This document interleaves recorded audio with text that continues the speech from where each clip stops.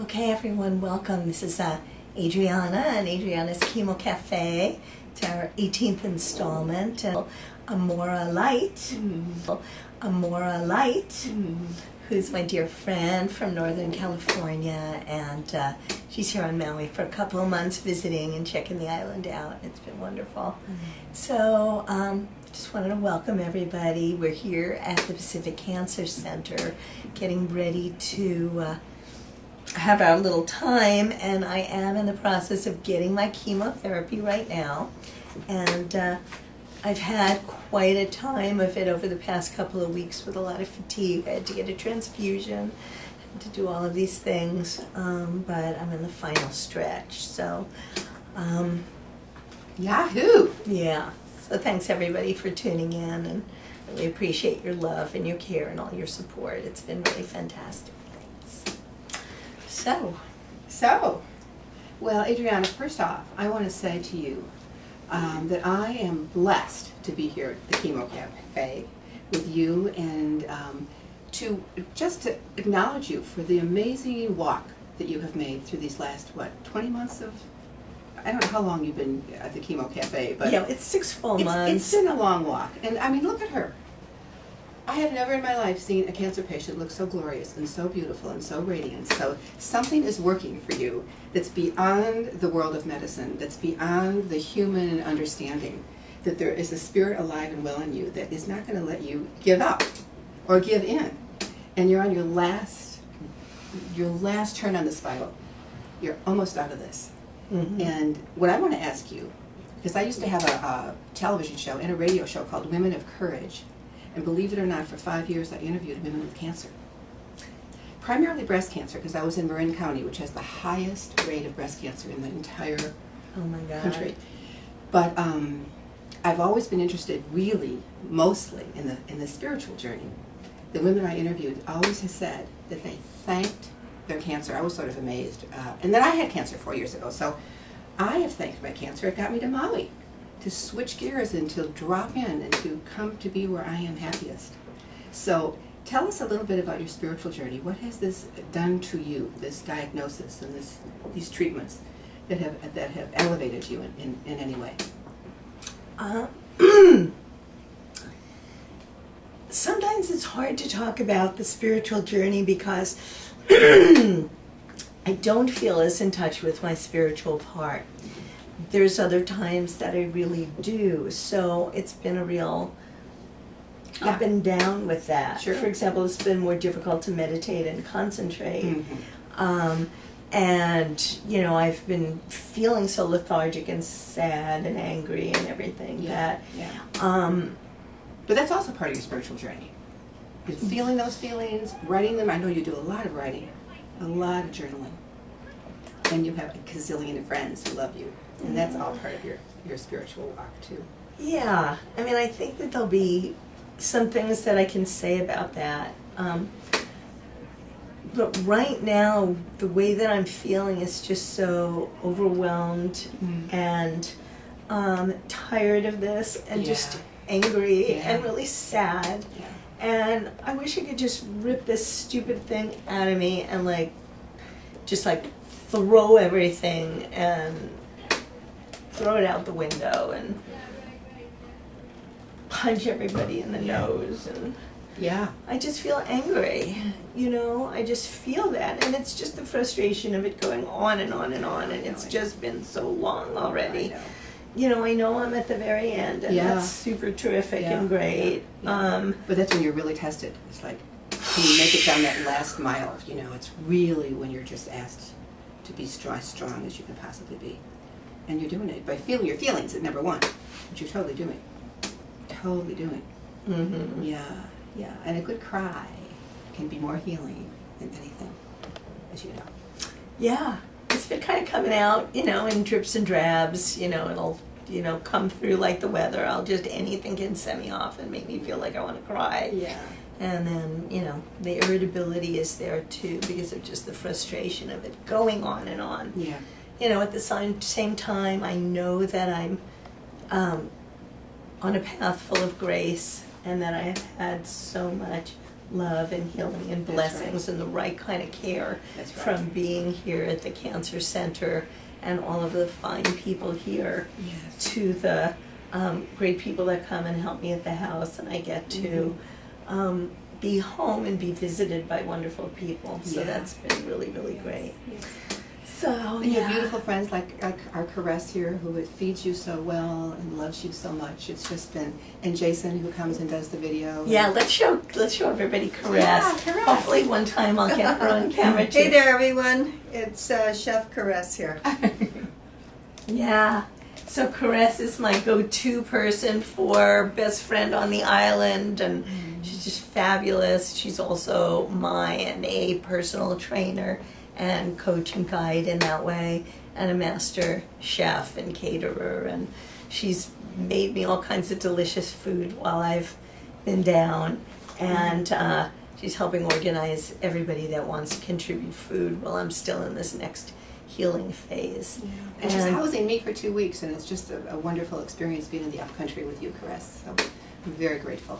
Also, when I got diagnosed and then, you know, the operation, everything, she flew out to with me to Oahu and tell me through the whole surgery process, and it's just something that I'll always be so grateful for and so very appreciative, and you know, it's definitely the mark of a true friend to be able to want to do that, and so there's just a lot of love coming your way. Yeah, right back to you, babe.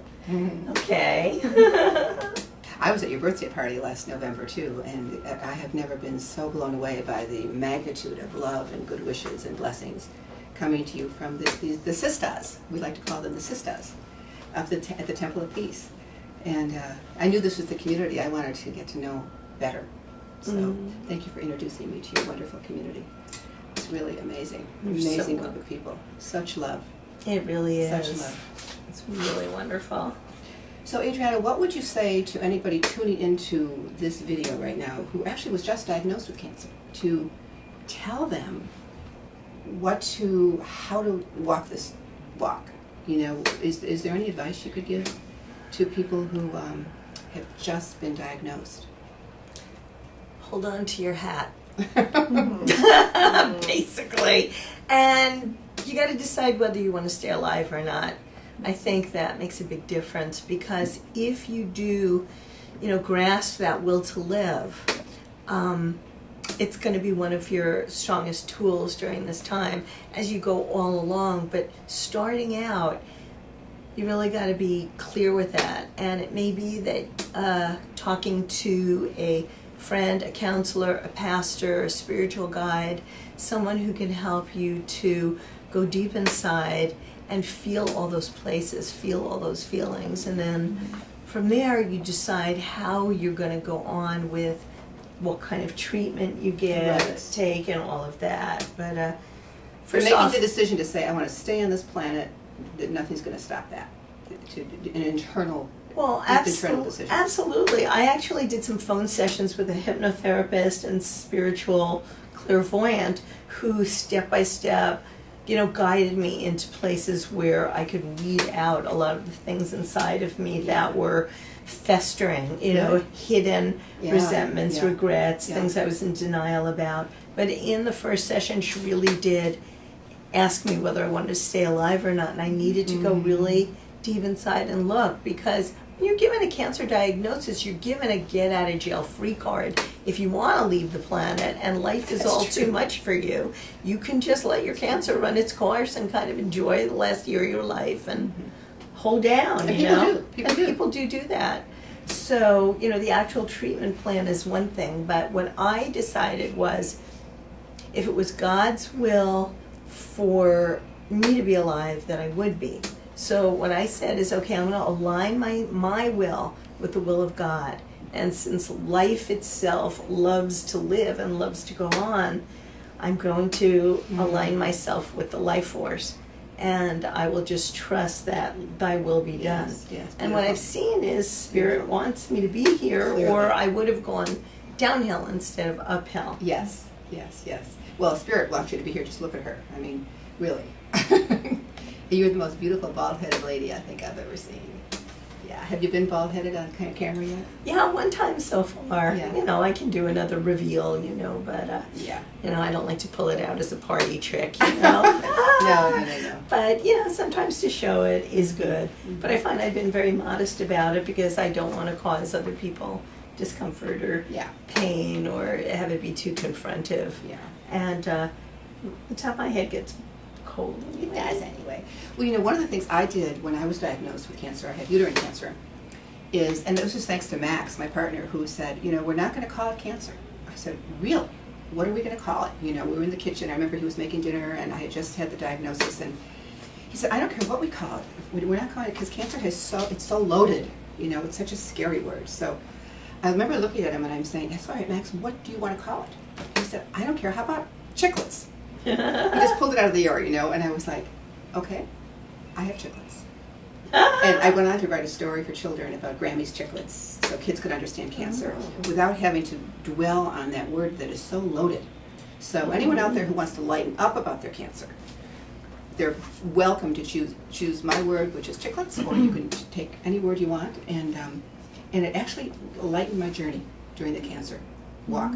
So that's what I did. And just kept my spirits high. You know, I remember I'd take 30 seconds after the diagnosis, and I thought, I can go down this path, ain't it awful, or I could take the higher ground. And I thought, I think I'll take the higher ground. I'll quit my job, I'll relax, I'll get rid of all my, you know, stuff from the past and start fresh. And that's really what I've done. It didn't happen overnight, and it's what you've done. Very much, and just like what you said, I pretty much just pushed away everything that was stressful in my life. Exactly. And designed a life that just was basically about peace and ease and flow so that my energy could all be for me to just receive what I needed to heal. Right. And you've been healed by the love of the people around you. I'm clear about that too. The love that there's and the prayers. Nothing that heals more than that. Yeah, and the prayers. So keep the prayers keep coming. You've got 2 more of these little sessions to go with the... Yes. Today is my longest day. This is when I get 3 different separate drugs that are, you know, in my program. And the next 2 weeks will be just one of the chemotherapy drugs. So it'll be a lighter dose. And do you have any requests, people who might be listening in? Anything that you'd like, or a poem that you might want to receive, or anything that you need right now? Oh, love and care. Love and care. Visits are really good from people on the mainland as well as people here in Hawaii. I myself at the end of this journey find myself weary and I'm home a lot. And so the visits really mean a lot to me. And it just makes it more, everything just more bearable and tolerable at this time. It also helps me get up and walking and swimming and doing all the things that I need to do. We went swimming yesterday, and that was so healing for me. I'm just so glad you have that gorgeous pool in Pukalani. The pool's great, and the ocean is great too. So Wow. Well, I'm so proud of you, darling, and I know you've got a reading that you want to give us. Something Adrianna was telling me that she has this guided writing that comes through. And you have a little piece that you want to share with us. I do. Yeah. Is now the time? Sure. That sounds good. Okay. All right. After I meditate, I'll ask for my guidance to come through. And it's been more challenging over the last couple of months to actually have the peace to really do a deep meditation. But when I do, it feels really great, and guidance comes through. So I'll go ahead and read what came through yesterday. I'll try and be quick. Dear Adrianna, continue to breathe deeply and open to the inner light. Your journey has been difficult, and it has caused you a lot of time inside of the house and between the sheets. This has been important. Ridding yourself of serious illness is no small task, and we are clearing the last few pockets of cancer in these last few weeks of treatment. Following our guidance, And let me see here. And yeah, following our guidance and instructions, you should never have to worry about cancer or recurrence ever again. Yahoo! But it is a natural enemy of the body, the cancer is, and will try to pop out somewhere. By super oxygenating yourself, massive greens, and a good deal of exercise, you will keep those demons away. Realize, however, the part it has served in stopping your life the way that you've been living it and redirecting you inward. A quieter life is now yours, and a more peaceful one. What you do with that is up to you and is a gift. Your livelihood and sustenance will come from where it always has. Love, God, and service. You will find your way, my child, for there is new illumination coming for you and for the planet. Because it is soon the time of major revelations and big changes that will highlight your gifts that are meant to be shared. Mission accomplished. Take this time now to center, condense, and concentrate so there's a clear sense of the distilled essence of who you are. Have fun with getting rid of as you can in your home. This theme of lightening up will bring renewal to you. We know you are hurting and dreading your last few treatments and want them to be done and over. It soon will be. Swim in the deep pool of who you are. Really go down and in and look. See and try to understand on a deeper level. You would not be gone even if you had died in the body. The you that goes on is here now, and what we are asking you to become closer to, your soul essence. Do not hesitate or waste time out of fear in your current state of aloneness that is uncomfortable. Know the bright shining star you are, and remember, you are here to shine God's light to bless and heal the people of the world. Come into this deeper place you are now in more often. You resist it because it doesn't appear natural or easy. Push past the difficulty. You are capable of this. All the gems and jewels lie deeper in the depth, and it is up to you to mine them and bring them to the surface for yourself and then for others. Enjoy your illumination. That is the gift of life, the most important thing. When you reemerge, you come bearing great gifts, many of which you have already. Look in your journals and writing tablets, condense and find someone who can be excited about getting it out there. You must depersonalize these things so you do not go into judgments, comparisons, and kind of not good enough. These writings are pure and they already exist. They just need highlighting and editing. This is someone's joy to do and will help fulfill another person's purpose. The One book by Catherine Freeston is out there for a reason, to inspire you as a writer as well as a woman. She did it, not alone, but from the depths of her realizations and experiences and guidance. You have this too, and you are not any less than her in any way. She did it, and so can you. All of it, the love, the people, the connections, the manifestations. Just do not limit yourself with your story about your past, present, or future. Go to your depths, illuminate, and shine. The rest will take care of itself. Your supporters are many. In time, you will come up with a book project and pitch it to your network. Others love to join and move it forward. You are all in this together, and you have your song to sing, and others have their part.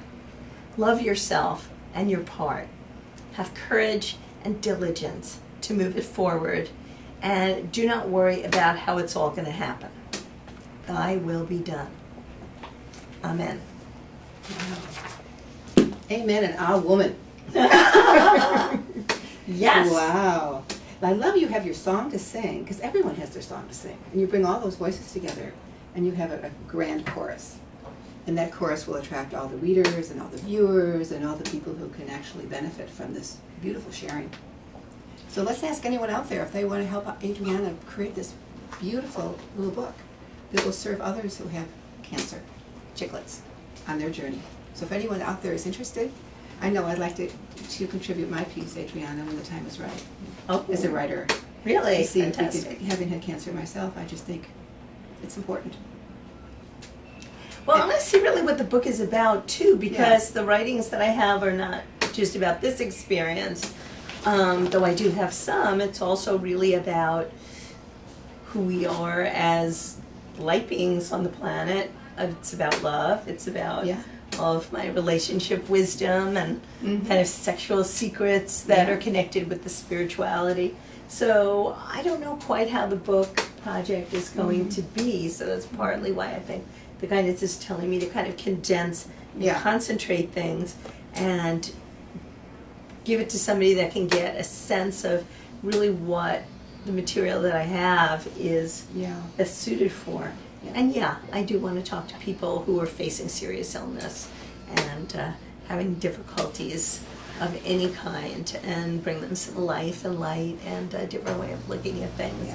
It's going to be very supportive. And it starts with one woman's journey into the light. You know, one woman's journey into the light. One woman's journey into the light. I like it. Yeah. I was just talking to Shakti Gawain, and she is issuing her book called Living in the Light. So and I'm writing a book about the Light Sisters. So there's the theme of light as we approach 2012, and the whole shift in the planet is primary for a lot of people. So one woman's journey into the light. I like it. Yeah, that's beautiful. Yeah, well, it's nice to have a title, you know, and then getting things structured. I haven't written a book before. I've written articles, and I've started on the book project, but it's slow going. But at least I've got some material all lined up. So I think we're coming to the end time-wise of our wonderful chemo journey, and what I'd like to do is just thank everybody again for tuning in. And if you go to adriannagrace.com, you can find the other chemo cafes and some of my writings, and eventually I'll get the list of things that I've been doing to heal both allopathically and holistically, and all kinds of stuff on there. So take a look if you would. Aloha. Thank you so much for coming and shining your light for me and for everybody. And thanks also to my wonderful team who are here supporting me also, Jason and Caress. And Erin is the, no, we don't need to get her out. Time-wise, we're kind of over. And the oncological nurse hopefully will have another time where she can be interviewed. I'm here 2 more times, so that will work fine. Anyway, everybody, thanks for tuning in, and we wish you much love and peace. Aloha.